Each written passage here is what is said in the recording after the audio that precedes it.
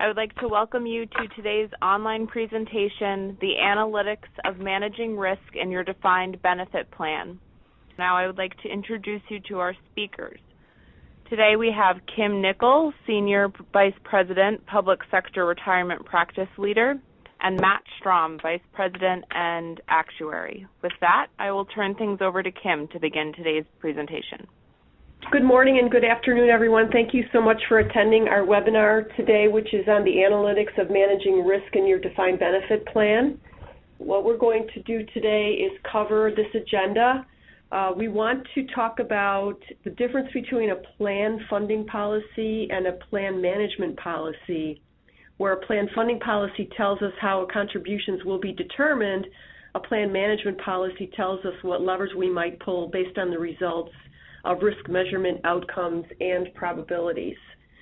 We're also going to discuss the sources of risks in a pension plan.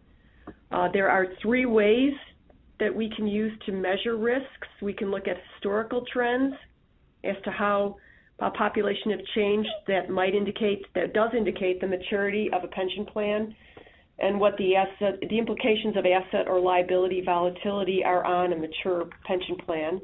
We can do deterministic projections that can show us a projection of outcomes based upon a set input of parameters. And then finally, we can do stochastic projections, which can tell us the likelihood of certain outcomes based upon Monte Carlo modeling. We also want to discuss risk tolerance, which includes how much risk a board or stakeholder is able to handle. And then finally, we're going to talk about the plan management policy, which is a framework that sets certain metrics that can be modeled. The results of that modeling might result in the board or plan sponsor taking action, which might include making benefit changes or funding changes.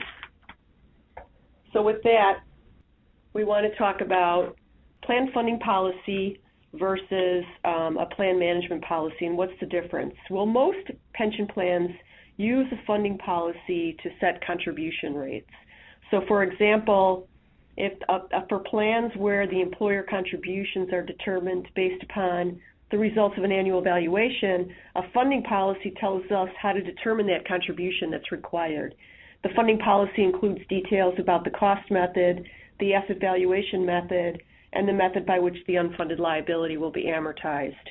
This is different from, before I get there, we'll talk about the other types of plans, and these are plans which are fixed rate plans or statutory contribution rate plans, where the contribution rate does not change as a result of the actuarial valuation, but yet these types of plans also should have a funding policy that tells us how to determine an actuarially determined contribution rate.